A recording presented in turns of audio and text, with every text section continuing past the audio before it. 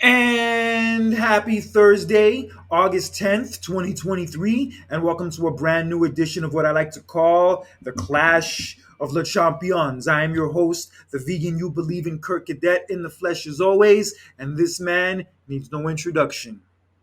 Ladies and gentlemen, this is his tag team partner, none other than Jonathan Randall, the adventurer himself. And ladies and gentlemen, welcome to our wrestling podcast show. You can follow us on Instagram at champs.clash and Twitter at the Champs Clash on Twitter, ladies and gentlemen. Kurt, how you been, man?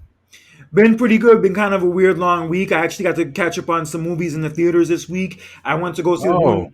I went to go see the new Ninja Turtles, which was pretty solid, I must say. I saw that you were talking about that. I think one of my friends seen it too. They were telling me how good that movie was, but I was interested in seeing it too. Have you seen Oppenheimer yet?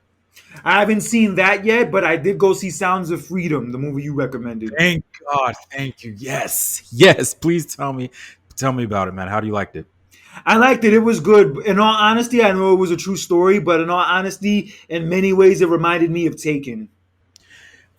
Yeah, in a way, but this one's deeper. It's based on a true story. More impactful, very impactful. And like I said, in last week's episode, I believe that movie deserves the credit and the attention just as much as Barbie and Oppenheimer. I'm not taking anything away from those two movies, but Sound of Freedom is a very heartfelt, just just a very heartfelt movie that everyone needs to see.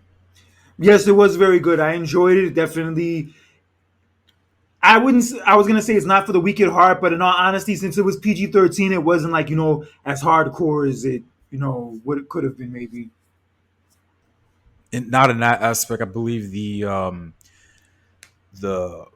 think the film company that made that movie is the same one that made this TV show called Chosen about the life of Jesus Christ. So I believe their intent of that film was to make it, not graphic or not violent. Just want to, you know what I mean? It was more of the storytelling more than like the action, if you get my meaning.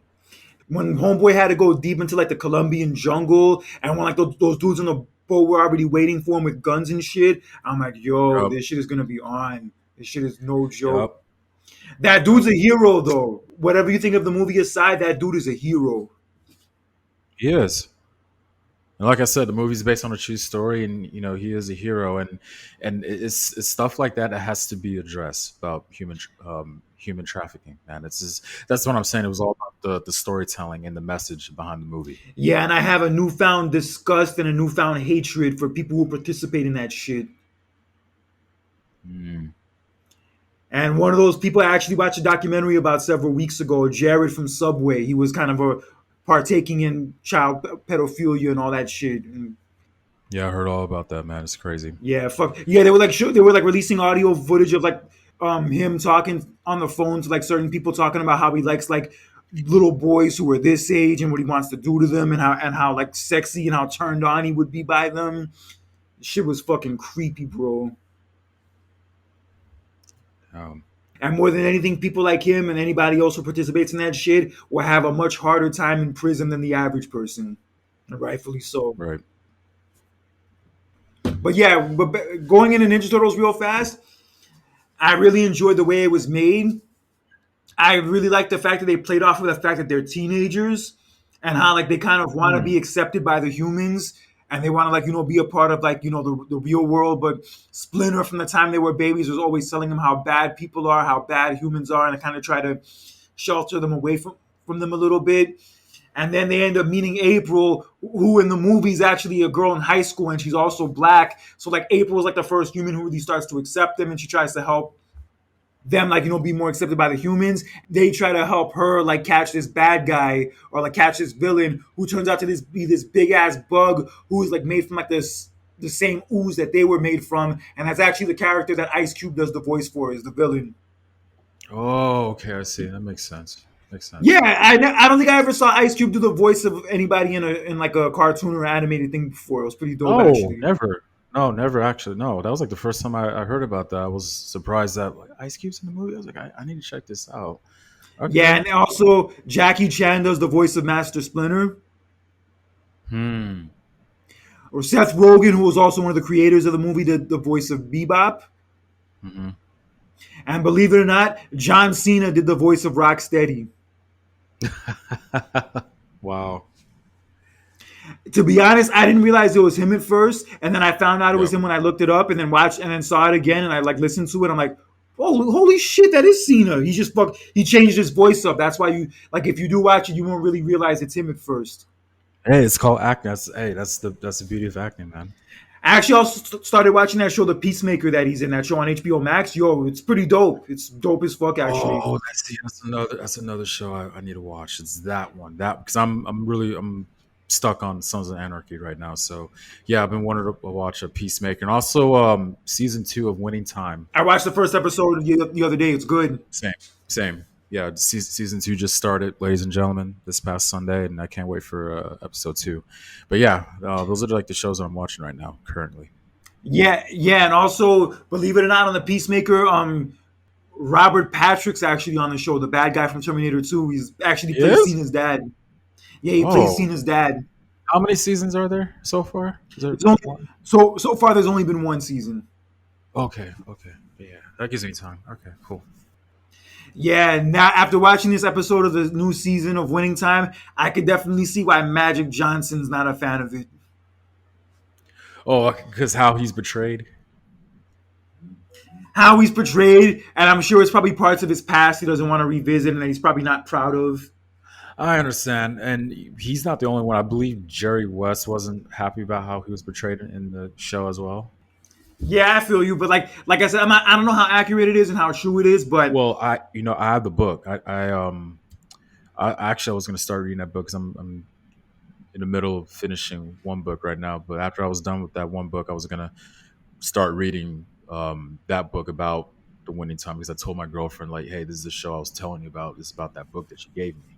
So I think the book will put in a little more in depth, information about the more than a TV show. I'm not taking anything away from the TV show, but I think reading the book is I like reading books more. It has more details than it do in films. all right, but enough with all that talk. Let's get into some wrestling talk, which is what we are here for. Yes. And this past Saturday, we had SummerSlam taking place from Ford Field in Detroit. And this past Saturday, SummerSlam had a crowd attendance of 59,194 fans, which was the highest attended SummerSlam since 1992, and also the highest grossing SummerSlam of all time, and the highest grossing non-WrestleMania event of all time for WWE as well. They got good numbers. I know that for sure, though, and it was cool to see that event. Just any wrestling event back in Ford Field. It hasn't been done since WrestleMania 23 back in 2007. So to see that in that atmosphere just gave me a little bit of nostalgic vibes. That's one of the things I like about the event. It was the most watched SummerSlam of all time, highest grossing SummerSlam of all time, largest gate for any non-WrestleMania event ever, and highest merchandise sales for any non-WrestleMania event ever as well. Ooh, holy crap. Wow. And look, it was a solid show. I don't think it was better than last year's personally, and I wouldn't call it. And it's honestly, in my opinion, one of the weaker pay-per-views of the year, but still a good show regardless. Still overall a good show. Definitely I'll, had its spots that I'll, delivered. I'll watch it again. I'll watch it again. There's like certain parts that I missed, but I honestly, I enjoyed it for what it was. I think there were some a little bit pots in the hole, some matches that were kind of like were sleepers, but at the end of the day, I enjoyed it. If it kept me seated, it kept me watched. I enjoyed it. I'll watch it again when I have the opportunity. But I enjoyed it. But going into the night, you were right. The first night, the first match of the night was Logan Paul versus Ricochet, and you're right that that was going to be the first match to go on due to the fact that Logan Paul's brother Jake Paul had a fight later on that night, so Logan could attend it. But so the funny thing about that, from what I heard that they were kind of like there was like a little bit of like a debacle between if Logan Paul's match was going to go first or Lesnar's match was going to go first. Oh, I didn't hear about that. I had no idea. I heard about that. I heard there was like a rumor because Brock had wanted his match to go first. but they put Logan Paul's match first. Mainly due to the fact that so he could make it to his brother's fight, which what you were saying for the past couple of weeks. But anyway, yes, Logan Paul versus Ricochet was the first match of the night. Match goes on 18 minutes. Very good technical work in the mat. A lot of high flying moves that we saw, as not a surprise. But damn it, we all hate Logan Paul, but we gotta appreciate his ring work. We have to, and he did get the win. And it's sad that Ricochet's fiance Samantha Irving had to announce Logan Paul as the winner. Even Logan Paul wanted her to say it again. Just the look on her face, man. I was sad to see that, man. Yeah, the douchebag fuck Logan Paul, yes, did pick up the win as one of his homeboys handed him some brass knucks as both him and Ricochet were down, and then he proceeded to knock Ricochet out with those brass knucks, and he got the pin. Yep. Poor Samantha Irvin, but she was still professional, did her job. But damn, I know I could definitely tell it killed her to have to announce the douchebag fuck Logan Paul is the winner. Yeah. And then insult to injury, Jake Paul ends up winning his fight later that night.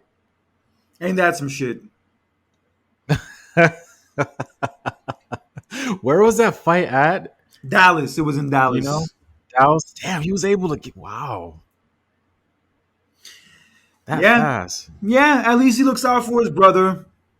Yeah, I know, but I'm just I'm saying that's good though. But I'm saying that it's funny how he was able to immediately get from his match from Detroit all the way to Dallas. Yeah, but I will say one thing that would definitely draw some heat to him that I think will probably put it over the top is if you ran as Trump's running mate if Trump runs for president next year. Wait, what?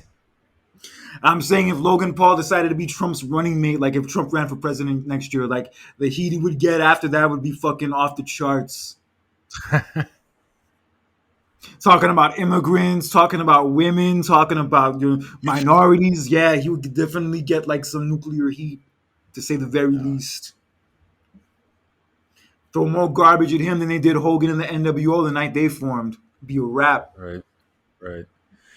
But anyway, on to the next match. So with one match out of the way, we're on to the next match. And one of the best matches of the night was between the third and final act, and that was between Cody Rhodes and Brock Lesnar. With a great promo package and song feature for the promo package beforehand. Loved it. That shit was fire. Yeah. That promo package you sent me, I believe, was the day before the event. I loved it. Loved the music. Just loved the timing of the promo package. I absolutely loved it. Oh, I love it and I hate it at the same time. You and I drank poison from the same vine. Oh, I love it and I hate it at the same time. Yo, that shit gave me goosebumps, bro. Mm-hmm. I put that shit on my workout playlist, that song. But anyway, the match was really good. I think it was the best. Would you say that this third match between these two was the best one? Out of all three of their matches, definitely. No questions asked. Yes. And parts of the match, the first half specifically, kind of mirrored the Brock and Cena match from 2014. Yeah, well, Lesnar was pretty much dominating Cody, after suplex after suplex. He even F5'd Cody onto the announce table. But Cody kept getting up. No quit.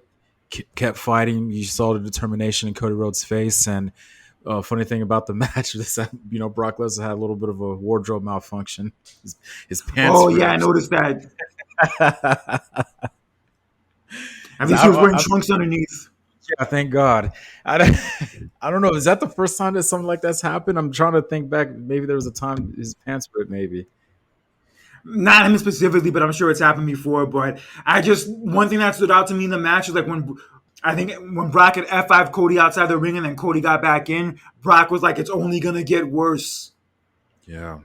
And it did get worse. It did. Even my girlfriend, Samantha, was like pretty much telling Cody to stay down. I was like, babe, stop. Don't say that. Yeah, he has a championship to win in a few months. Right.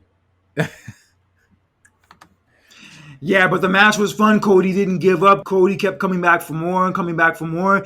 He eventually sprung a comeback, which led to him throwing Brock's chest into the exposed turnbuckle. At least it wasn't his head this time like it was a Backlash, because, yeah, that Oh, shit caused a whole lot of blood loss. right. Whole lot of blood loss. Exactly. And then Brock tried to F5 Cody again, but Cody reversed it into a crossroads, then proceeded to hit Brock with another crossroads, and then it proceeded to hit him with a third crossroads to get the win and finally end this feud for good. Good. And great. I knew that Cody was going to win. He needed to win that match, but what came shocking more than anything that happened in that match was at the end of the match when Brock Lesnar perceived to want to shake Cody's hand. Yeah, at first Brock was like taking his gloves off and like he was like walking towards Cody and like you thought he was gonna try to fight him again, but then he pressed his face up against Cody's and then he put his hand out, then Cody shook it and then he hugged Cody and then raised his hand multiple times and like gave him the nod of approval and then just walked away. And you could just see Cody with a big smile on his face afterwards. Right. The true sign of admiration, of respect from Brock Lesnar's part. I mean, you knew. I think that was just a wonderful way to end the feud, of them shaking hands, having that mutual respect. Wonderful way to end the feud. And that was pretty much an anointing that Cody Rhodes is the top guy in the company, the top babyface in the company, that is. I cannot get over two things. Number one, I cannot just every time I see his entrance, it's just so crazy. It's just I get goosebumps every time I see his entrance. It's just crazy how I've never seen a top baby face where the crowd is singing the lyrics to his song. It's so amazing. He should have been at WrestleMania this year when being around all those fans, 80 plus thousand fans, and the whole entire crowd singing along to his song. It was just goosebumps. I think the one at Money in the Bank in London, that one was like, oh my god, like that. Oof. It's so crazy how the fans are behind this guy. You know what I mean? And just yeah, he is the top guy. He's the top baby face, and I just know his future. I know it's going to be bigger next year. I hope, but yeah, it's a sign of respect from Lesnar to Cody, and it goes to show that Cody is like he is the guy. He is the top guy. And bro, Brock has never done that for anybody. Oh, Not in his first run, not in his second run. He has never once done that for anybody after a match. So that shit said something. and That shit really said something. the second thing, Kurt, is that Brock shaking Cody's hand, that was not planned. I'm just letting you and everybody else know that was not planned, ladies and gentlemen. Like that was unexpected. Triple H said that he didn't see that coming. It was very unexpected. I guess that would explain Cody's reaction then, since Mm-hmm. that's the case. Mm-hmm. Yeah, but it was a good. That was just a very good way. Good thing to see. Honestly, the year Cody's having right now reminds me of the year that Shawn had in '95, Really, where he won the Royal Rumble. He went to WrestleMania to have the title match, but didn't win. But even though he didn't win at WrestleMania, he still has a lot of momentum and also had a major win at SummerSlam, too, where Shawn had the win in the ladder match against Razor at '95. And now this year, mm. Cody had the big win against Brock. I see that. Okay, and just like Shawn in '96, Cody's gonna have that same year for 2024. He's gonna. Would you predict that he'll win the Royal Rumble again next year? Maybe. Whether he does or he doesn't, he's definitely winning the title at WrestleMania next year. Especially after what happened on Saturday, there's no way he's not winning the title this year. I agree. And fingers crossed, I'll be there to see it. Yeah, they already released the poster for it. Yeah, and I could see like them doing vignettes going into WrestleMania where Cody's like running up the steps like Rocky did in the first few Rocky movies. Oh, Lord. She'll be classic. Yo, Brandy, I did it. You know that? Oh yeah. And speaking of WrestleMania, guys, the tickets do go on sale August 18th. Just breaking news for you guys, Yes, ladies and gentlemen out there. In case you guys don't notice, yeah, tickets go on sale August 18th. yes. First time WrestleMania will be in Philly since 1999. 25 years. Damn. And we know how wild and crazy times were in WWE back then. Oh no. Shit. Hey, I'm just curious, man. Do you ever like still have or maybe had collected WWE magazines from back in the day? I used to have them, but they're long gone. I don't know what happened to them. They're long gone. Oh, oh, bummer. Yeah, it is what it is. But moving on, we had the Slim Jim Battle Royal, which would have made Randy Savage very proud. Yeah, they made that their main sponsor now. Yeah, Slim Jim. So this is basically what the Becky and Trish Stratus match was cut for. Was for this. Yeah, yeah, yep. As we guys I complained about last week. And Becky's post that she was putting up online throughout the week were very telling. Like she put up a post specifically talking about just trying to make lemonades out of the lemons I've been given. She wasn't even at SummerSlam actually. Yeah, she wasn't even at SummerSlam. Right, yeah, because I saw she took a. It's like she's at her house the day of. I saw that. Yeah, it's crazy. Rollins and her husband's match got cut last year, and then this year her match got cut. Mm-hmm. Look, Yeah, I get the frustration. I understand from her perspective because it was a feud that had been building for months, and obviously Trish is one of the main faces of that it was a past good era. feud. They were going to be in front of a big crowd, and it was going to be a big deal. But even with cutting that match, this show was still long as fuck. 4 hours. Yeah, the event was over 4 hours, so imagine how much longer it would have been if they kept that match on. Hmm. You think the match was going to be that long if they would have put that in? Bro, if they had put that match in, including all the other matches that were on the show would have been at least 4.5 hours. And look, I get their frustration. I understand it, but from a quality perspective, I can understand why they cut it. There was another match maybe they should have cut instead that we'll get into in a few minutes, but in retrospect, it was the right move because if they had had that match along with the 8 other matches, that shit would have been overkill. Overkill. You really can't predict how long that match would have went. If I'm being quite honest. It doesn't matter, bro. But and yeah, even if they had been on the show, they probably would have been the victim of time constraints. They probably would have had like a lot of time cut from them, and they wouldn't have been able like to tell the story they wanted it to tell. Mm. So in retrospect, it'll work out with them having the match on Monday. They're going to be in Canada. They'll get more time. They'll get more of a chance, play out what they need to. And granted, it won't be in front of as big of a crowd, and it won't be as big of an event, but they'll be able to have a better match. All right. I usually am. Wait, what? Excuse me? I usually am right. Not everybody's right all the time, Kurt. Calm down. No, of course not. I just said usually. I didn't say always. Oh. Come on now. I'm not that arrogant. Okay. But anyway, with the Battle Royal, as we predicted, LA Knight won, as he should have. Lastly, eliminating Sheamus, who we also beat the night before on SmackDown. And yes, it was nice to see LA Knight get a big win at a big event. I don't know, it was weird. Before, like, the match was about to start, but then MVP comes out and he introduces Omos as the last participant.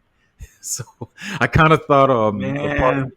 yeah, I know it was whatever though, but that was a part of me. I thought he would have been like maybe like the last like four few, but no, they got to the point where everybody eliminated him in the middle of the match. Yeah, a part of me was like maybe thinking he might win considering that they announced him being in it Ah, last. But once they eliminated him, I'm like, cool. Thank God. Thank God. but yeah, though, yeah, LA Knight won the Slim Jim Battle Royal, which is good for him. He needed that. I would have been pissed if he didn't win because it's like, okay, what are you using this guy for? Don't just use this guy as a what's the word? Just like a just Diamond in the rough. not a diamond in the rough, like just like a wonder. We're just here to see him, and then but yet he's not really doing anything. He's just here for just whatever. Yeah, don't treat them like sloppy seconds, WWE. Right. So they're on the right track. What they did that night. Yeah, it was cool to see LA Knight win, and afterwards it was revealed through another ad they ran. They never run enough of those during the pay per views. That him and Bianca Belair are now the spokesmen and women for Slim Jim. Oh yeah, I remember. I saw that. Somebody said Big E should be a spokesman. I was like, I can see that. That would be cool. We'll get into him a little later, but yeah, and they also had Macho Man's like old voice and like old like videos like pumped into the Yeah. commercial. Also, that was dope. I love that. Yeah, I love that. To be honest, I only wanted to try Slim Jims because of Macho Man, and then once I tried them, I was kind of disappointed. Well, a long time ago. Yeah, like back in the 90s. Yeah, I was never big on Slim Jims. I do like vegan beef jerky, and Slim Jim should probably come out with a vegan beef jerky option, but that's another story. But yeah, for whatever reason, Slim Jims I never got into like back then. It was just what the flavor, the taste of it, just Yeah, it just wasn't my cup of tea. And also being vegan now, I definitely prefer the vegan beef jerkies. That shit is badass. okay. Badass. Yeah, I didn't care for Slim Jims. I also never cared for Twizzlers either. Gross. Really. Yeah, fuck Twizzlers. Well, really, fuck all candy because it's filled with a lot of garbage ingredients, but Twizzlers especially. Hmm. Yeah. So on to the next match. We had a MMA rules match, and I think honestly they should have had an octagon in it if they would have. That would have been more interesting, but they didn't. But yes, it was between Shayna Baszler and Ronda Rousey. Really didn't get to see a whole lot of this match, but I mean, it only went 7 minutes and 30 seconds. I mean, I really have nothing much to say. I mean, Shayna Baszler actually won by submission, and I kind of knew that she was going to win with the rumors that Ronda Rousey was going to, leave WWE. But Kurt, what's your take on the match? Honestly, I wasn't crazy about it. I really wasn't a fan of it. It was clearly like an idea they were trying to go with, but it just didn't work out, and the crowd wasn't feeling it at all. It didn't really click that way. I'm not, hating on their effort. I'm not saying that they didn't try, but it just didn't work out. I'm sure the way that they wanted it to. They should have put an octagon in the ring. That's what they should have did. Maybe they couldn't fit it in. Maybe they couldn't fit in like the octagon, like the way they Or did maybe it. they. Oh, no, I'm sorry. Not in the. Well, no, I take that back. I mean, they didn't have to put it in the ring. They could have had it outside somewhere. That's what I mean. That's what I mean. I don't think at that stadium they maybe had the space to do it that way. So that's why they did it the way they did. All right, but anyway, enough of that. But yeah, this match went about 7 minutes. Honestly, I wasn't crazy about it, like I said before. But ultimately, the outcome did turn out the way it should have, with Shayna Baszler choking out Ronda as the referee stopped the match, and Shayna Baszler walked out with the win. But considering what she looked like on Raw afterwards, I don't think she won very much, considering all that. Mm, Yeah, she was looking rough on Monday. Yeah, she was looking like she went through some shit. Definitely went through some yeah, shit. yeah, literally, yeah. Black guy says it all. Yeah, even Becky called her out in the promo. She's like, "Damn, Shane, you're looking rough right now." Hmm. Considering that she was on the show and also the fact that she won the match, imagine how much worse Ronda probably looked afterwards. Well, I don't, I don't even want to know. And Ronda put out a post on social media afterwards saying that Shayna Baszler was the reason she got into wrestling, and now she doesn't have much of a reason to stay. I mean, that's pretty much her your going out party. So I mean, I knew this was gonna happen. So move on. It's not like official that like it's her last match for good, but this is definitely her last match for the foreseeable future. But we'll see if she does ever come back. Then that reminds me. I didn't mean to go back, but this would Brock Lesnar is not scheduled to be on any television for the rest of this year, from what I heard. Yeah, I heard the same thing. I heard he's not going to be back until like WrestleMania season. Right. And that was the vibe I was getting after like he shook Cody's hand and like raised his hand and all that. That like maybe he's retiring or like maybe about to retire. No, because I heard that he's still going to be a part of the company until 2025. That's a rumor that I heard. So I didn't know that. Oh, okay, like he's gone. I just saw a babyface turn from Brock, and then about a day later, then I was hearing about he's not going to be on any television time for the rest of this year. So I was like, okay, he's going to take some time off again until Mania time. So For him to be completely gone, that was completely out of the picture. I was like, no, he's still going to be with them though, but just not yet.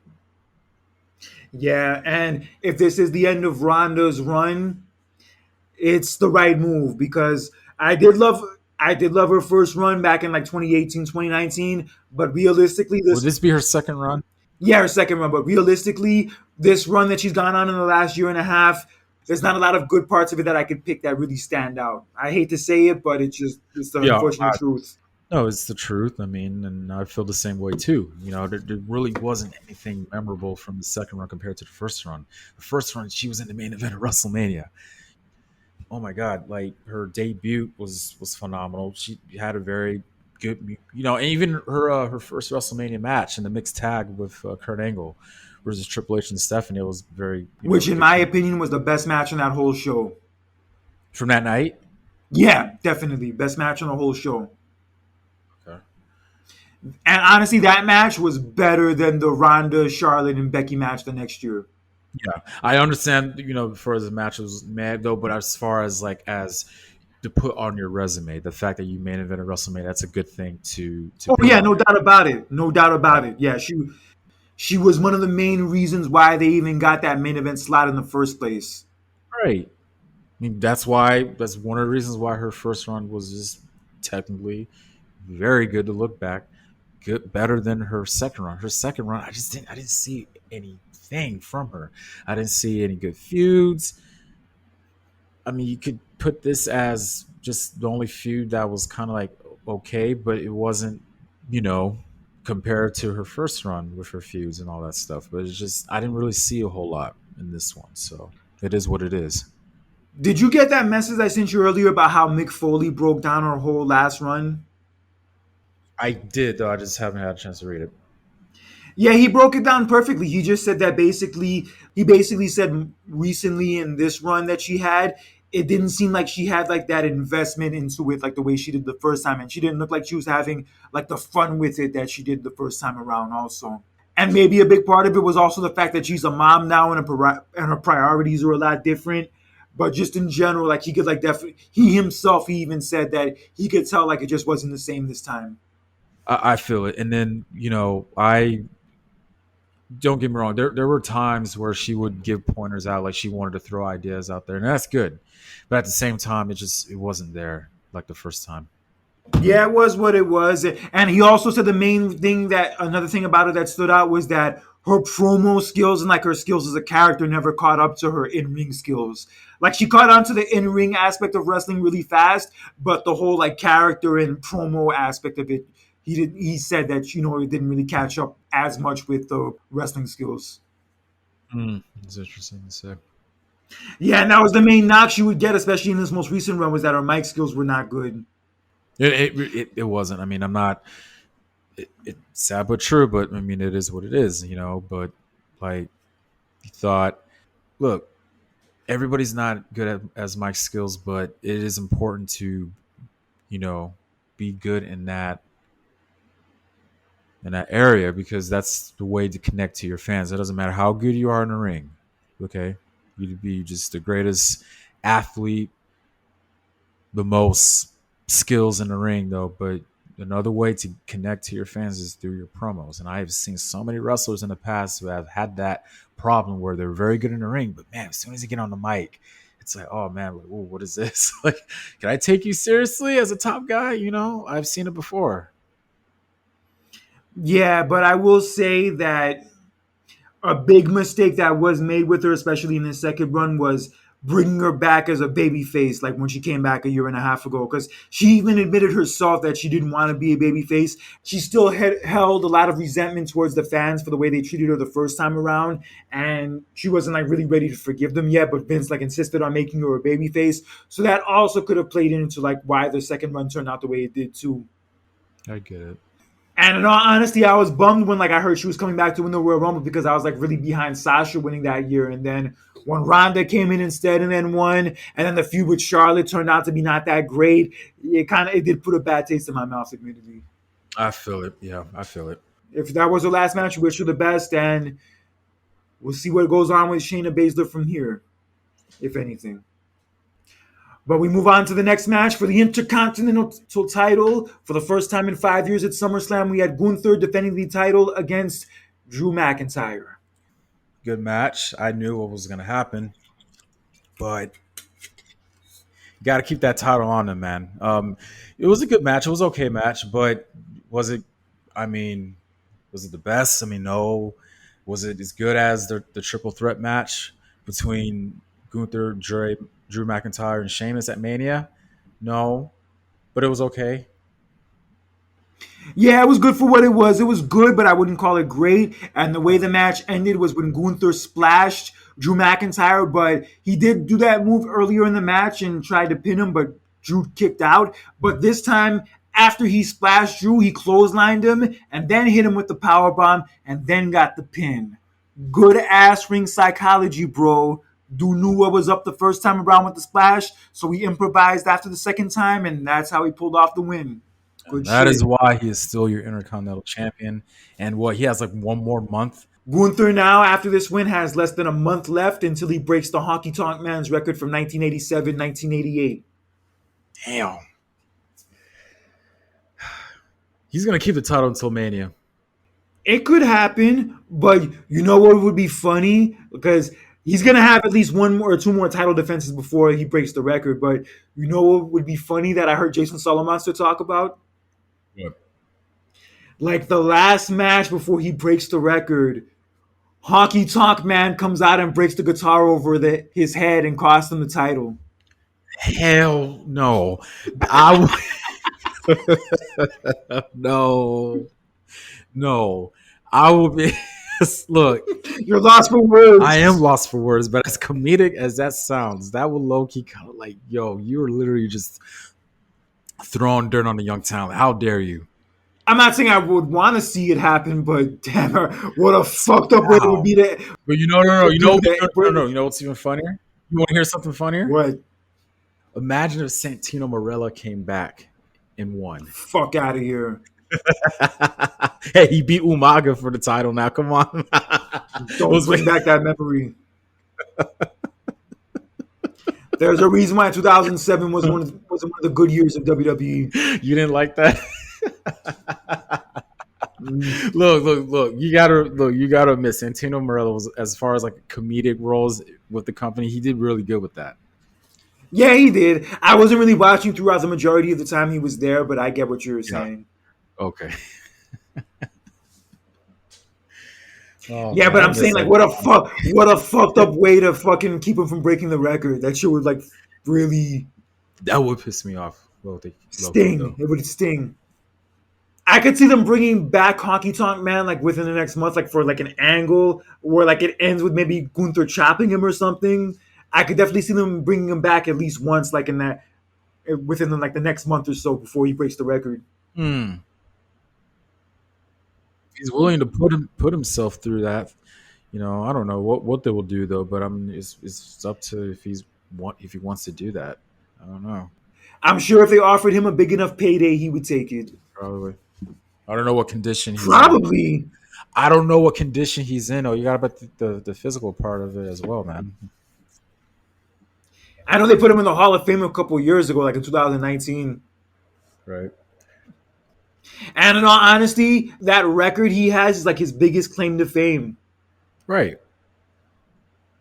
And to be honest, also, it was pretty much a wrap for him after that. After Ultimate Warrior beat him for the title of that SummerSlam, he was never as high on the card again. He had a few rematches with Warrior for a few months afterwards, but after that, it was like mid-card for him. Mid-card for him until he was gone. Wow. And don't even get me started on that rhythm and blues tag team he had with Greg Valentine when Greg Valentine dyed his hair. Oh, damn. They had that performance at WrestleMania 6. Yeah, with Diamond Dallas Page driving a Cadillac, right? Yeah, the honky love shit. Oh my God. Sounds like a name they would give for like a pancake dish at a diner. When I used to work at this 80s themed diner in New York, they had a dish called the Honka Bernard Love Pancakes, and that's what it gave me a flashback of. Are you serious? Yeah. And they had like a sandwich wrap, like a wrap called the Rapper's Delight, and the tagline for it was "To the hip hip hop, you don't stop." god. You remember the name of the place? It was called Big Daddy's. Yeah, actually, yeah, it was called Big Daddy's. Huh. No relation to the movie. Yeah, it was a colorful little place. I'm not gonna lie. It had a lot of cool '80s music they would play that I actually discovered a lot from there. Mm. And also, I'll never forget my best friend who I was hanging out with in New York. I also worked there with him briefly. And one night, like when he was quitting and he was gonna leave the country, I called him, and then he was actually there after his shift, but he was hanging out upstairs, like after the managers had left, smoking weed and drinking. Oh my god. Yeah, he snuck back in after the manager left and like just started making himself drinks and started smoking. He tried to invite me in with him, and I'm like, bro, I still work here, bro. I can't be doing that shit. Like, you're already leaving. You're not gonna get punished. You nothing. What the fuck do you care? But me, I still got to come back to work tomorrow. Right, right.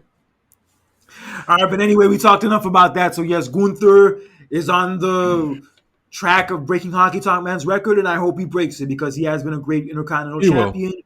But unfortunately, he has a very ugly looking belt, so I can't really give that belt high praise. If there's any belt from this current era right now that I'll buy right now, I will buy the World Heavyweight Championship belt. Yeah, it is a very sexy looking belt. And speaking of that sexy looking belt, let's get into our next match. As for the World Heavyweight Championship, we had Seth Rollins defending against Finn Balor. 7 years 7 years in the making. making.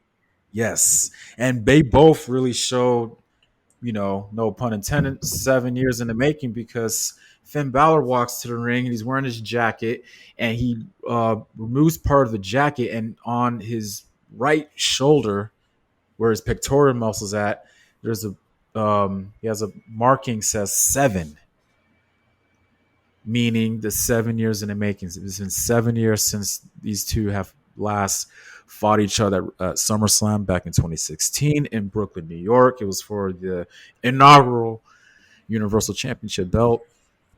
So Finn Balor makes his way to the ring, and then Seth Rollins makes his way to the ring, and he's wearing his how colorful he is. We know the whole entire story about Seth Rollins and his ring gear, but he takes his jacket off. But it appears that Seth Rollins is wearing the same ring jacket gear he wore 7 years ago at SummerSlam. If you guys remember, he had a black and neon green attire that he wore that night back in 2016. He was only wearing the jacket this time. So a lot of mind games that Seth Rollins was playing, as he always does, though. But out of all the things he's done, man, I think him wearing the Shield ring gear when he faced Roman Reigns at Royal Rumble last year, I thought that was dope. But man, this one right here, this Kurt, what was your take on that, man, when you saw that? I thought it was dope from both of them. I like how Finn had the marking on his arm, like commemorating the 7 years on the exact same arm that was injured in 2016, and also Rollins wearing the same outfit from that match as well. Very great attention to detail, Yes. and that shit stands out a lot. Yes, love that. Which is why I always say the writers of Cobra Kai are the real MVPs of that show, because they have great attention to detail. And that's why them, as well as all the other writers participating in that writers' strike, should get paid top dollar for whatever they're protesting They for. should. Are they still on strike right now? Yes, and because I believe writers are the heart and soul of most of any project that we like, that we watch, whether it's a movie, whether it's a TV show, whatever have you, that we appreciate as much as we do. And also thinking of one example I was going to point out, that show, The Peacemaker, one of the best things about it is the fucking writing. The writing. Are the writers still on strike? Yes, they are still on strike. Holy crap. Wow. But in any event, we'll get into that later. But yes, we have the match. It's a solid match, actually, and I like the playbacks they bring back to the match from 7 years ago, where Finn Balor actually does the powerbomb against the railing the same way Rollins did to him. Yes. Yeah. Yep. Yeah, that was a nice throwback, but luckily it didn't end in the same way the one 7 years ago did. So that was a good look.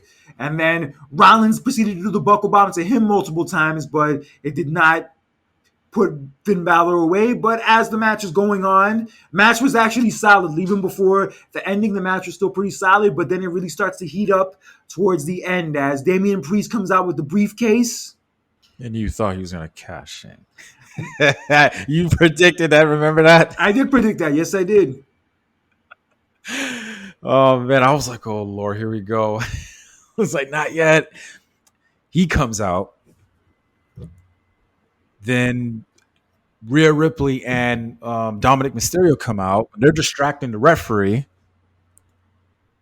Then freaking Damian Priest comes into the ring, and then Kurt, take it from here. Damian Priest just leaves, is like constantly trying to give the briefcase to Finn to take advantage of, but he's not accepting the offer. And then it just comes to a point where Damian Priest just leaves the briefcase in the ring, then gets to the other side of the ring to distract the referee so Finn can take advantage. But as Finn is trying to take advantage of it, Rollins curb stomps Finn into the briefcase, gets the pin, and retains the title. And the look on Damian Priest's face after the match was over was priceless.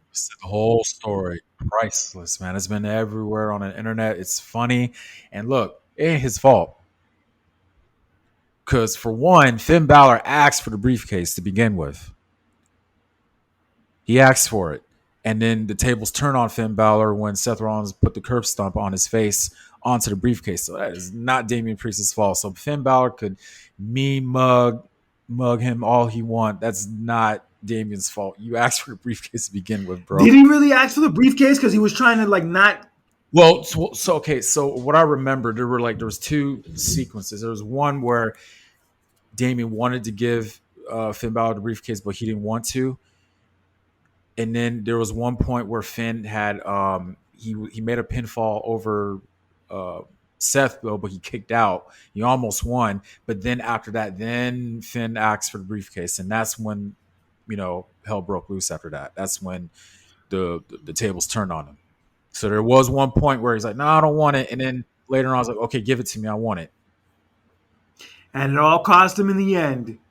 Not his fault. Not Damian's fault. He was just doing what he's supposed to do. Following orders. And this is a bad look for Finn. That was his chance. That was his shot. And it didn't happen. Oh, boy. Oh.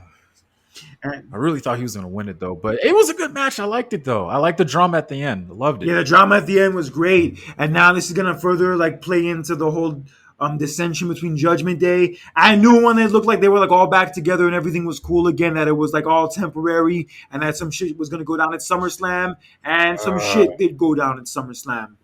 It did, though. It just...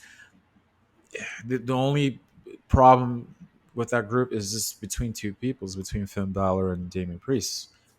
Rhea Ripley and Dominic are fine. They're fine. Okay? Especially Rhea, but that's another story. Right. But the whole dissension within the group is between two people. That's Finn and Damian. So, which I think is only going to get worse in the weeks to come. Oh, I believe it. I believe it. By the way, I like the new poster for Payback, by the way. Yeah, it looks pretty cool, but we'll see what happens with that. Rollins retained, and I was wrong in this prediction. There was no Money in the Bank cash-in in this match, but there was a Money in the Bank cash-in in our next match. Yes. And I was between Bianca Belair, Asuka, and Charlotte Flair for the Women's Championship in a triple threat match. 20 minutes. Holy crap, match went 20 minutes. And there was the one point where you thought Bianca was hurt because she got backdropped out of the ring by Charlotte. Yeah. Oh my God, that was so crazy when I saw that, man. Because like when she got backdropped, like her knee landed on the steel steps. Well, they didn't really show her knee land. You just like heard a sound when it looked just from that angle. It looked like her knee landed, and then when I saw her outside the ring, how she was holding it, so it was like her knee shin area. So I knew that's where she hit it at. But damn, that was just a nasty fall for her, man. And you could see all in her face. And then when paramedics was coming to her aid, that's when I knew. So holy crap, this is like serious. And I thought it was. I was like, damn, she really hurt herself. And I was like, well, that's crazy. So they're just gonna bout it out between Charlotte and Asuka. But then about, I don't know, Bianca's like halfway away from the ring, and then she decides to come back, and I was like, well, damn, what's going on? I'm not gonna lie. In all honesty, I kind of thought she was hurt for real, and I was a little concerned because I think like That's what I was. earlier in the match, I kind of That's what I was. earlier in the match, I kind of noticed her like like favoring her knee a little bit, and I was like saying that kind of doesn't look right. What's up with that? And then when she got Mm. backdropped out of the ring and she was like holding her knee, and then she needed to be helped out. I'm like, oh fuck, this doesn't look good. And then she had to be carried out and all Oh, that shit. I was legit concerned, but then when she yeah. came back, I'm like, okay, okay, it was just an angle. Yeah, and then like my favorite part of that match is when so Charlotte had Asuka in the figure eight. Bianca comes in the ring onto the top rope and does a 450 splash. When she did that, I was like, it's over. And I was surprised Charlotte kicked out. But then another favorite sequence is that I loved how Charlotte had Bianca in the figure eight, and I was like, "Holy crap, where is this going to go?" And I knew what was going to happen because Asuka comes in and she sprays the mist into Charlotte's face, which I thought it was funny. I love that. I thought that was just a very unique sequence. What I saw, I love that. Yes, as Charlotte had Bianca in the figure eight, Asuka sprayed the mist in her face, and that fucked her up the right side, obviously. I'm sorry. Then Asuka tried to kick Bianca in the face, but Bianca ducked and then rolled her up into a small package and got the pin. And Bianca Belair won the WWE Right. Women's World Championship, at least temporarily. Ooh. As Bianca was being handed the belt, Iyo Sky's music hits. And she hauls ass to the ring with her Money in the Bank Mm-hmm. briefcase. With Yeah, Bailey. with Bailey, and Bailey hits Charlotte and Asuka with the briefcase. And then Io takes the briefcase and hits Bianca in her bad knee, then hits her in the head, cashes in the briefcase, and then the bell rings. And then she hits Bianca with the moonsault, gets the pin, and Iyo Sky is the new women's champion. I thought Bailey was gonna wasn't gonna have it or anything like that though, but no, she let Iyo Sky win. I thought it was a little bit of dissension. I thought like there's something. I don't know. You know what I mean? But no, I was proved wrong, and yeah, Iyo Sky cashed in, and what happened after the match was beautiful.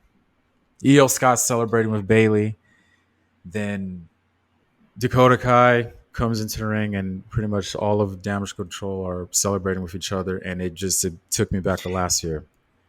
The whole year in the making for these three because they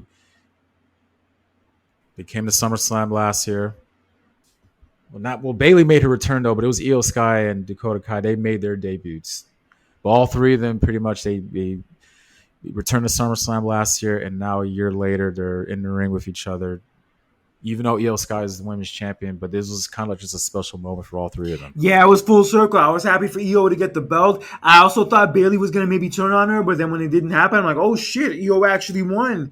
And then it was cool to see Dakota Kai actually come and celebrate with her because we know she's injured right now. She actually didn't get the call to come to the show until that afternoon. Are you serious? Yeah, she didn't Wow. find out until like earlier that day that she was gonna be needed to be there for the celebration. But that was good though. Yeah, it was good that she was there. I'm glad she made it in time. It was a great moment. And I wonder how this is going to play out now, especially with Bianca, because I think this might be, considering the way it all ended for her, the start of a heel turn for her. Yeah, because you gotta man, SummerSlam hasn't really been necessarily too kind to her. You go back to, I mean, she won last year, right? But then Control comes in, and that was okay. The year before that, she lost to Becky, to her returning Becky, because Banks was hurt. Well, we don't know if she was hurt. She was just not there for whatever reason it was. Oh yeah, that's right. I forgot. Yeah, Could have been yeah, anything. she Yeah, it was. could have been anything. Yeah. But anyway, but yeah, yeah, you're all right. This should be, I hope, a heel turn that I hope for because this could pan out for her being frustrated after what happened. And, she was frustrated prior to all this. You got to remember, she was demanding a rematch clause that she rightfully deserved. And she was frustrated by that. And now she wins the title. And then just what? Not even like a minute later, then she loses it. So this should pans out. This would be the perfect storyline of a villain role that she should play in. Yeah, and that belt master like outfit she was wearing perfectly too. Ain't that some shit? Well, Bianca, Yeah, that the belt yeah, master outfit perfectly. That G8 outfit or whatever the fuck she was wearing. That energy drink she was promoting. I liked it. Yeah, and also that, and also considering that the Street Profits just came out last week and kind of turned heel, like they show like an aggression within I them that think they they hadn't turned heel. shown before. So maybe it I was a think they heel turned turn. heel. I liked it. That's a heel turn to me. We'll see what happens tomorrow night on SmackDown. But yeah, it's gonna be interesting how it plays out with Bianca. And even though they were like all celebrating and all happy together on SummerSlam night, I want to see how this turns out between Iyo and Bailey because I think they're gonna probably be Splitsville soon too, regardless of what we saw over the True, weekend. true, true. But for now, I just want to appreciate what that moment that they had. I love that from last year to this year. I loved it. Yeah, it was good shit. And Iyo won the title. I think that and the Brock Lesnar and Cody Rhodes shaking hands. It was like obviously the two best moments of that night. Yeah, I can't disagree, but unfortunately, what wasn't one of the highlights of the night or wasn't very well received was our main events, which featured Roman Reigns defending the WWE Undisputed Championship against Jey Uso in tribal combat. Yes, love the reaction that Jey Uso was getting from the fans, making his way to the ring. And this match was going to pretty much prove what is Jey Uso's future as a singles competitor. Do we see a potential main eventer within this man? That's what I've been preaching about for the past couple of weeks. And from what I saw, I think I see it. Even though the match wasn't really well received from critics, but I actually saw some potential in this man. The thing with Roman Reigns' matches is that a lot of them start out kind of very slow, but then like towards the second half they really pick up and like They pick up. it's really satisfying towards the end. But in this case, it started out slow and unfortunately it didn't pick up the same way the other ones did. Mm. And when you mean by slow, you mean by like headlocks, takedowns for a little bit, and then progresses after. Yeah, that's what I mean. Like the first few minutes are kind of slow. They're like you could tell like they're pacing themselves and like they're trying to take their time. But then like in the second half of it, like it really picks up. It really kicks in the high gear. But for whatever reason, this match just did not have that same vibe. I would say like out of the main events this year, this was one of the weaker ones.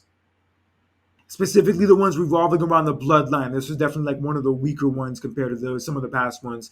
Even Money in the Bank I last month. understand. I thought the tag match of Money in the Bank last month was a better match than this one was. I like the fact they went outside of the ring. They went to the fans. I mean, I like that sequence. Yeah, that was cool. But what I did not like, which was a disappointment to me, was that they did not have the whole family at ringside because I thought that would have added a nice It touch to looked it, wait. but they didn't do it. So here's the thing. So they didn't show any footage of it, but I do remember the day after. I remember seeing his son at ringside. I saw a picture. Whose son? Jay's. But I mean, like the Rikishi, the Wild Samoans, all those dudes. I Yeah, figured like they would have all been at ringside too, but they just didn't have them there like that. yeah. I did see a picture of Jay's son out there, but you're right.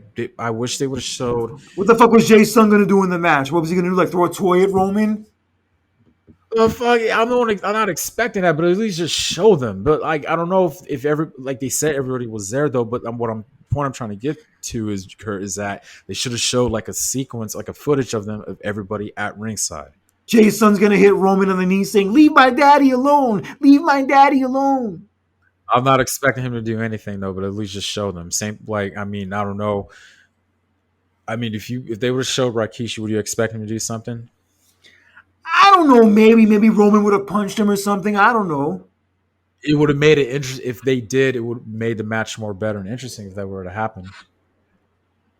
Yeah, but whatever. They didn't have him there for whatever reason. But who did show up in the middle of the match was Solo Sikoa. It's no surprise. As Jay and Roman were Right. fighting into the crowd, Solo showed up and attacked Jay, and this ultimately led back to the ring as Roman and Solo were double teaming him, and then as they were going to hit Jay with the spike and the spear at the same time, Jay moved out of the way, and Roman ended up spearing Solo Sikoa by mistake. This is the look on his face was priceless. And there was one sequence was funny. There was one sequence where they were outside the ring, right? Solo was just giving Roman that look, like what? Like, what are you gonna like? I was like, what the hell's going on here? And then and then Jay ends up spearing Roman through the barricade. And I was like, oh my god! I was like, oh, oh man, it was just funny to see that. I'm just getting Umaga vibes every time I see Solo, man. Yeah, I don't hear anybody like talking shit about Solo that he copies off of Umaga like the same way people were talking about LA Knight copying off of The Rock. I don't hear that shit. Mm, yeah.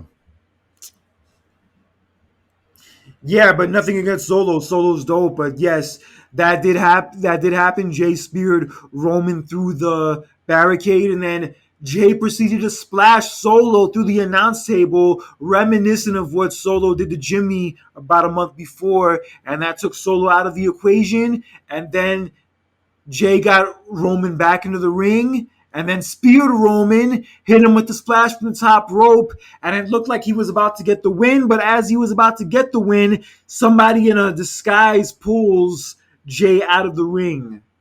And then come to find out, as the person unveils the mask and the disguise, it turns out to be Jay's brother Jimmy, who we had not seen in a month ever since Solo took him out. And Jay had the whole shocked and dumbfounded look on his face, and then Jimmy proceeded to super kick him, and then that led to Roman hitting Jay with the spear through the table that was against the post, and then Roman got the pin to no surprise and retained the title.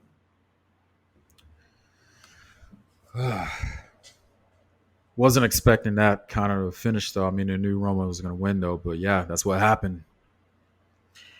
Yeah, I'm not sure exactly how I felt about it, to be honest with you. For one, they did say in the stipulation for the tribal combat thing that nobody was like allowed to interfere, like nobody in the family was allowed to interfere, but yet Solo interfered and also Jimmy interfered.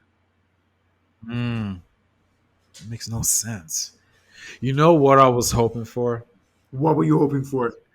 I was hoping that can't believe I'm going to say this though, but like I was hoping that Randy Orton was going to come out because I was hearing that rumor that he was in Detroit. I was thinking maybe The Rock would have come out because like of the whole writer strike thing. Since The Rock doesn't have like any movies to work on right now, maybe he would have been free to show up, Nah, but it didn't happen. yeah, I wasn't expecting that.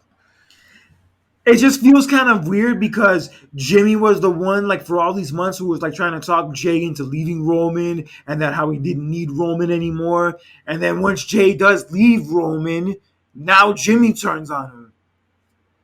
Well, you know what? I was reading like I forgot what it was. It was on Twitter, but somebody was saying trying to like make sense of the situation is not the fact that what Jimmy did out of jealousy because of Roman. It's more of the fact that it's the jealousy of what Jay's doing because the fact that the position that he's in. You could look that in that aspect. When I read that, I was kind of like, kind of does make sense when you look back at it. Maybe, I mean, the way it's feeling now, and a lot of people have said this ever since Saturday, is that this storyline starting to feel like it jumped the shark. Like they're doing swerves just for the sake of doing swerves. You know what's another shocking thing? Well, you know, it's one thing. So, I mean, I don't know what's going to happen. Obviously, it's going to be. It's all comes down to jealousy. Trust me. I believe it's going to be. It's going to be about like jealousy with between the two, with the justification of what happened. Sucks that we just found out a couple days ago that Roman Reigns is hurt. He's injured. Yeah, he got hurt early into the match. I'm not sure exactly what happened, but I did hear that he did get hurt. And maybe that's a contributing factor to why the match maybe turned out the way it did. But regardless, I mean, hopefully tomorrow on SmackDown we get more answers, and Jimmy cuts a promo that's very convincing and like very captivating. and it all makes sense of everything. But I have to say, this Yeah. was one of the weaker finishes they've done to like a pay per view and anything involving the bloodline in quite some time. True, though, especially with the stipulation and the fact that no family members was going to be involved, and yeah, that makes more sense of now. Hearing that, I don't know. I mean, look, realistically, we knew Roman was going to retain. Nothing against Jey Uso, Yeah, but but not in this way, though. Not in this way. I was thinking that maybe Jimmy would show up and cost him the match because Jimmy had been off TV for so many weeks and whatnot. So I figured he would have shown up in maybe some capacity. But yeah, doing it like this, I'm just not sure how I feel about it. And again, and I'm not trying to. Again, this goes to the whole kind of like the stereotype of Roman's matches, where all of his wins, all of his victories, has been involved because somebody in his family got involved. And also, not to mention another thing I noticed, I'm sure you probably noticed it too. This was Roman's first title defense since WrestleMania, the match against Cody. Yeah, yeah. Because since then he just been in tag team matches. He wasn't at Backlash, right?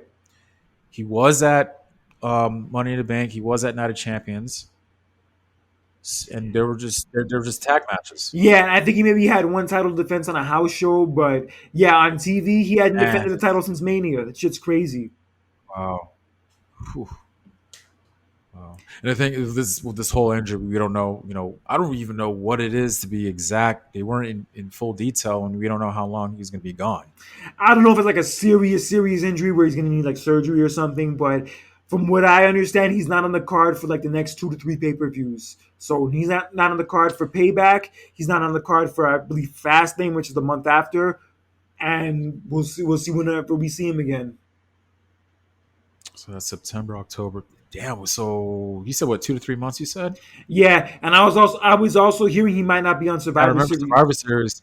Yeah, because Survivor Series is coming up. That's like within 3 months. I was also hearing he might not be on Survivor Series either. That might be true, might not be true, but we'll see. Oh.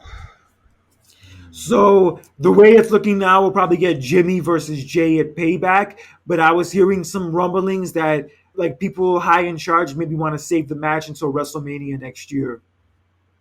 That's way too far off. Yeah, I agree. That's too far off for. That is way too far off. If this was like, if this was like Survivor Series time, then yeah. But we're in August. We still have the rest of. We have literally like what 4 more months left of this year, and then plus you have like you got to think about you got Royal Rumble, and you got like 2 or 3 more months before Mania. That's way too. That's way too long. You cannot keep me invested for a storyline that long from something that happened from SummerSlam, and you're gonna have your payoff match at Mania the following year. That's way too far off, man. Yeah, it is a little bit, but we'll see what happens tomorrow night on SmackDown. We'll get a lot more answers. But like people are now calling this storyline with the bloodline and the restless.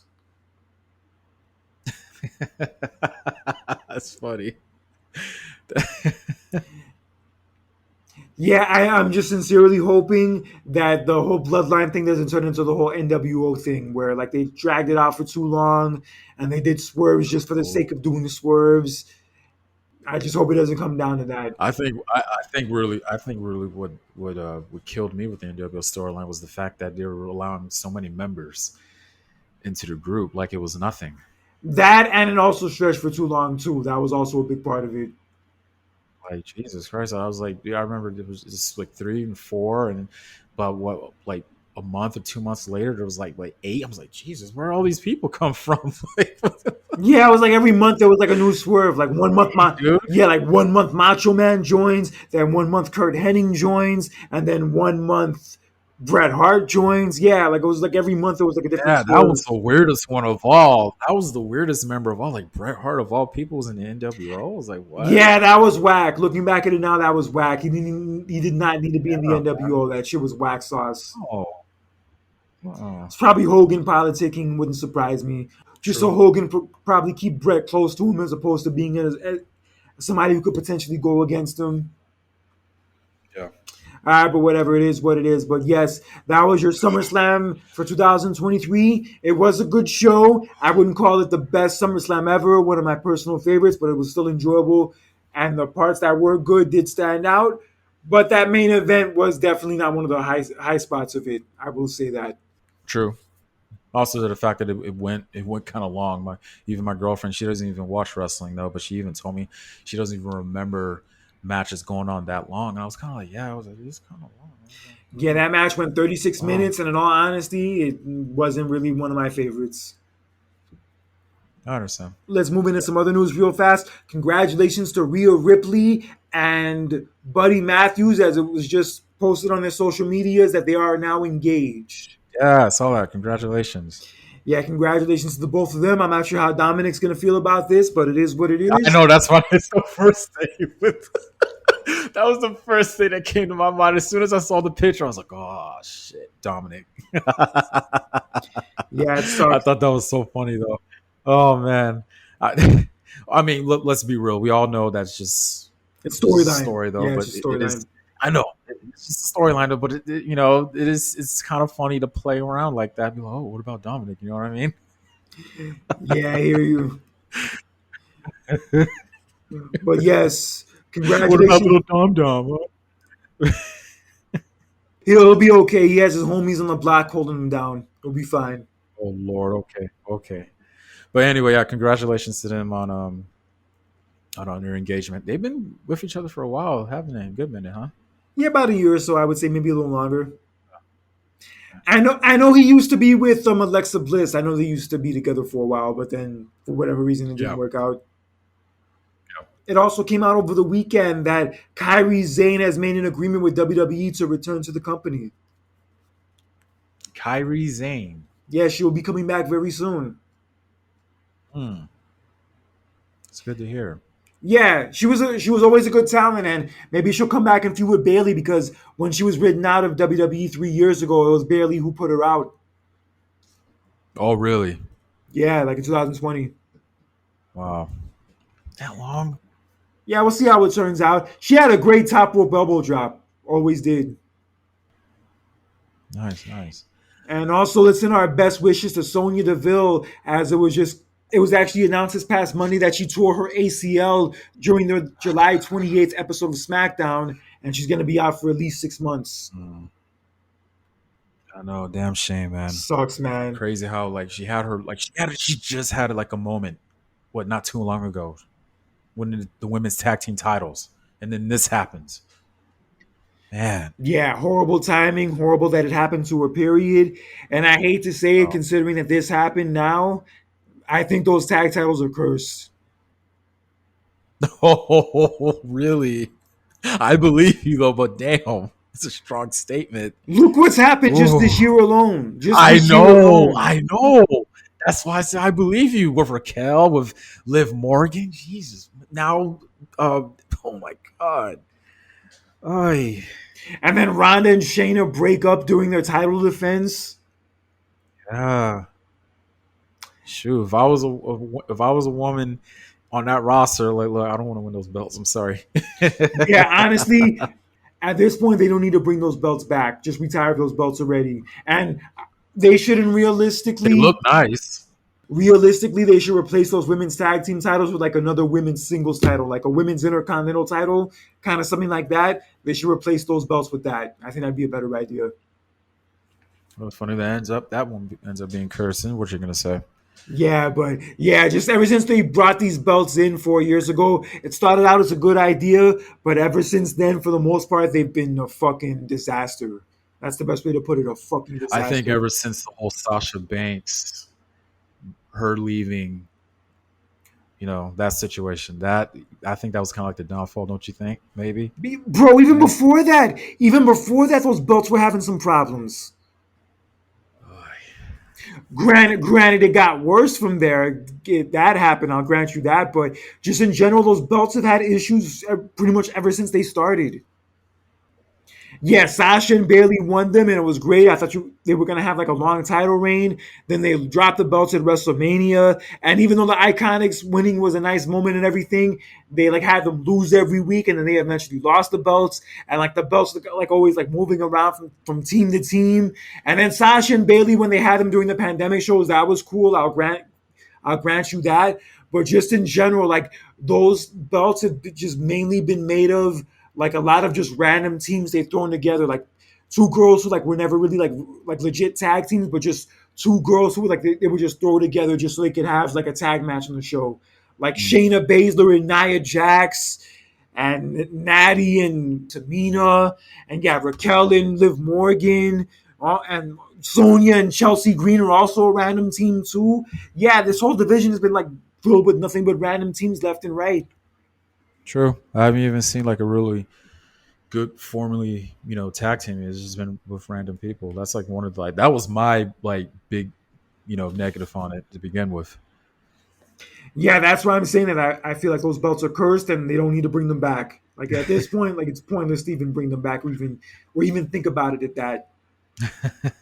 Right. But best wishes to Sonya Deville. It's unfortunate this happened and hope she gets back on Yeah. her feet sooner than later. Yeah. Yeah. And also in other injury related news, Biggie recently met with his doctor, and his doctor pretty much advised him that he should retire. It's very unfortunate that his career got to get cut short, man. It happens. It happens in this business. I would like to. There was a rumor out there he could maybe. I like to see him do color commentary. I wouldn't mind seeing do that, or hell, be the spokesman of Slim Jim. But it's a shame, man. It's sad to hear that. Well, it's not 100% certain that he's going to retire, but he did say that was what his doctor advised him to do. And he also did say that he's looking to explore like other options outside of wrestling for WWE where he could contribute. And maybe commentary might be one of those areas. And yes, it is unfortunate Yeah. that his career is being cut short this way if it does happen. But quality of life should be the most important thing for him, more than wrestling, more than anything else.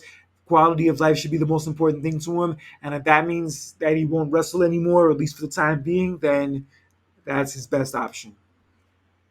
Yeah, and I agree. Just again, just focus on what other things he could do from this point on. At least he's not paralyzed. That's what I'm saying. You know what I Like mean? that's what I'm saying. At least he has a good quality of life, and even if that good quality of life means him not wrestling anymore, it's worth it. In my opinion, I think it's worth it. Right. And who Right. knows? Maybe he can come back and wrestle again in a few years. Like maybe it'll be like an Edge or Daniel Bryan situation where like he has to retire for now, but maybe like 3, 4 years from now he can come back. It's very possible it could play out that way too. Yeah. Yeah. This always happens. Yes, and also it was announced over the weekend that Michael Cole and Wade Barrett will now be the announced team for Raw, and for SmackDown it will be Michael Cole, I'm sorry, it will be Kevin Patrick and Corey Graves. Michael Cole doing double duty, working Mondays and Fridays. So And apparently, this was a move by Endeavor. This was a call they made because they want Michael Cole to be the voice of the WWE going forward. he's earned it. I love Michael Cole, especially with the work he's doing now. Yeah, it works. He's earned it. He's done 25 years is crazy. But yeah, but he's done a phenomenal job. Loved his work. Always loved his work. But yeah, and I think having him on Raw, it sounds better. If I'm being quite honest, I was watching a little bit of Raw, highlights from this past Monday, and it feels better. It feels different when I hear him. You know what I mean? Yeah, it does. He definitely has that it factor. He's definitely a lot better now over the last year, considering that Vince isn't in his ear as much, or period. Oh, thank God. And yeah, it's a good look. And I hate to say it, but Kevin Patrick as the lead voice of Raw just wasn't working. It's not that he's bad. It's not that he isn't talented, but just him as the lead voice just wasn't clicking. Like him in that role wasn't clicking. Yeah, it's all about the voice, man. It's all about the voice, and Michael Cole has it. So, like I said, when I was watching Raw a little bit and just hearing him, it's just like, oh, it feels different. It feels like I'm, actually kind of a little more excited to be watching this now. You know what I mean? Because Michael Cole puts that energy into his commentating. That's what it's all about. Yes, it is, and we'll see where this goes. And I think it is a good move. And it's crazy. Cole was talking about winding down his commentary career, but now with this recent acquisition, I don't think that's happening. All right, Yeah. but also it just came out that AEW's All In, which will be happening 2 weeks from Sunday, has already surpassed the attendance for SummerSlam '92.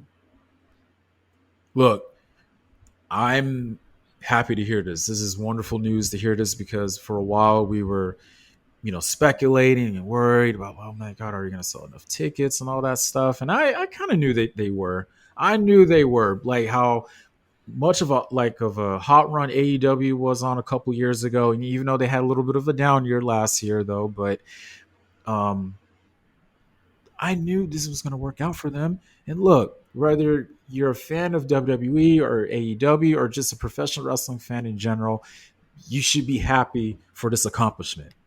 Don't throw dirt on it at all. If you're throwing dirt on it, you're just being a hater right now. I don't. Oh well, Tony Khan was sold to, like, no, dude. They pretty much doing what they're supposed to do.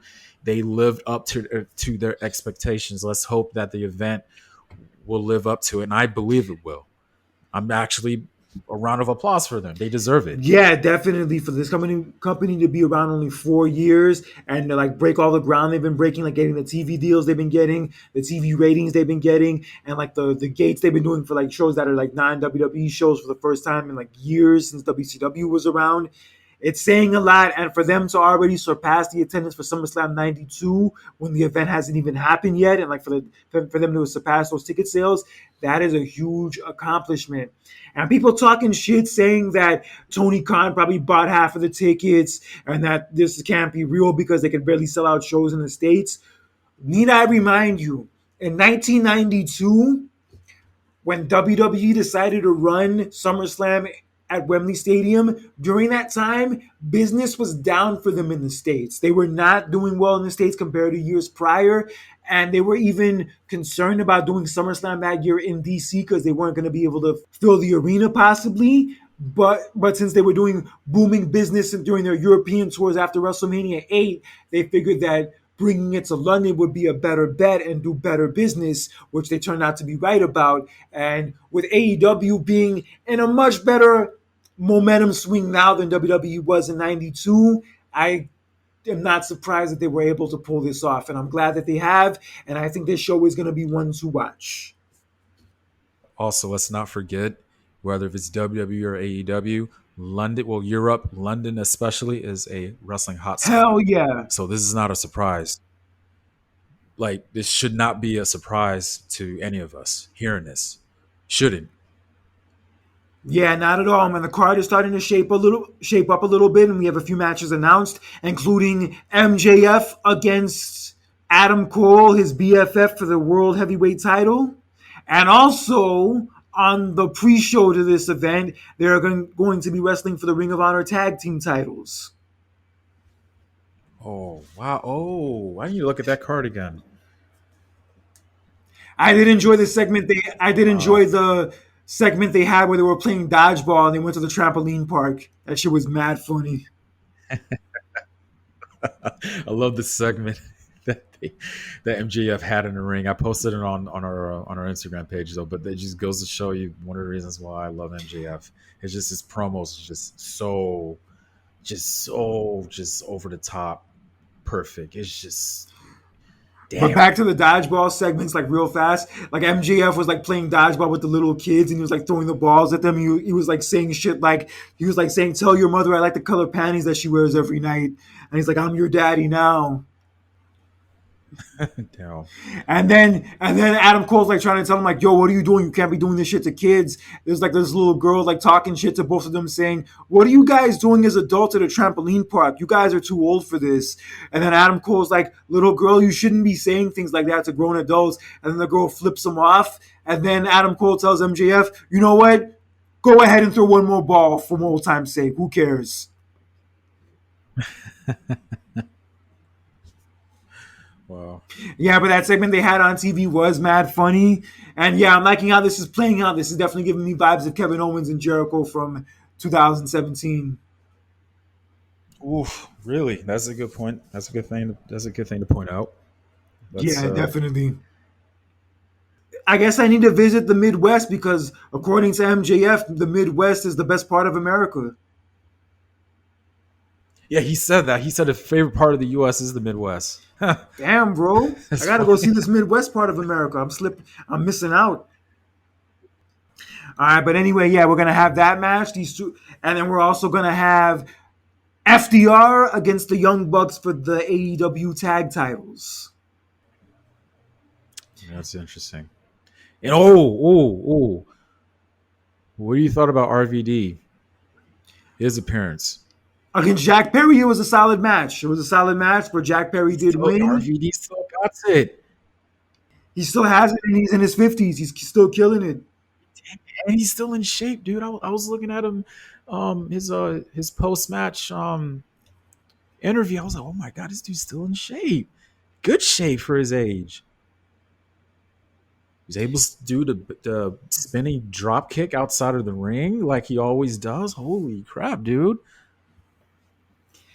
Yeah, it Ooh, was a good look. I was happy to see him back and all. But yes, yeah. FDR and the Young Bucks at All In, it's gonna be a fucking sight to see these two teams in front of that crowd, and also with the run FDR's been on lately with their matches. Yo, this shit is going to be memorable. It is going to be memorable. It is. Also, we're gonna have Sting against Swerve Strickland, which would be a good look. And Swerve Strickland even posted about how like people would always tell him how like he wasn't like big enough to be on the card, like muscular enough, and he put on 30 pounds of muscle, and how he wasn't a talented enough rapper, but now he's like working with platinum rappers, and they told him how he wasn't a draw and like wasn't big enough of a deal to like be in a marquee match, and now he's gonna have a match with Sting at this show. Wow. Crazy how things turn out. Yeah, I know. And let's one more thing before we go. This is a good moment for Sting too to like wrestle in front of Wembley. Yeah, it'll be great. It'll probably be one of his last big moments, like probably his last big stadium show with that, more than Yeah, likely. yeah. Mm-hmm. Yeah, so it's gonna be popping 2.5 weeks from now, and yeah, that shit is gonna be a show to watch. And then yeah, we have that coming up, and then Payback next month, and we're probably more than likely getting Jay and Jimmy, and also Seth Rollins. Seth Rollins gets Nakamura because Nakamura turned heel on him this past Monday on Raw. Good. Oof, yes, good. He needs to. I applaud him for that. He needs to be pushed because ever since he came back, I was happy that he came back, but I didn't see much of him. So to see this, oh my god, yes, push Shinsei Nakamura, please. Like, just do something with him. Damn it. Yeah, and we're probably gonna get the blow up of Damian Priest and Finn Balor also. I think somehow, someway they're gonna end up going against each other with the pay per view too. Ooh, boy, it's very interesting to see. Yeah, but we'll see what happens. But until next time, for John Randall, this is Kirk Cadet for another edition of the Clash of the Champions. See you guys next time. God bless. Take care, and don't be an asshole in real life or on social media because that bullshit is for the birds. Take care. Have a good one. Peace.